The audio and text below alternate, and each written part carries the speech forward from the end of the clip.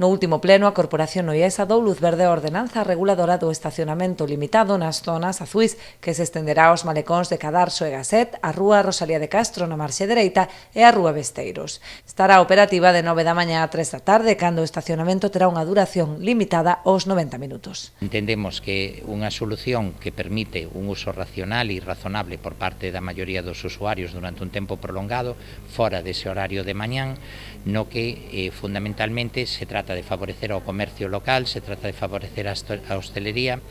Eso non supón ningún custe para os usuarios, aínda que é unha zona azul gratuita e a única diferencia está na limitación do estacionamento, que vai a ser de 90 minutos, 1 hora e media en todas esas superficies. O Concello reservará ademais 15 prazas de estacionamento en zona verde na parte superior do parking da Rúa Xuiz Falcone para residentes no casco histórico, que se regulará mediante uns discos que repartirá o Concello. Resérvanse 15 prazas de estacionamento en zona verde para residentes no casco histórico.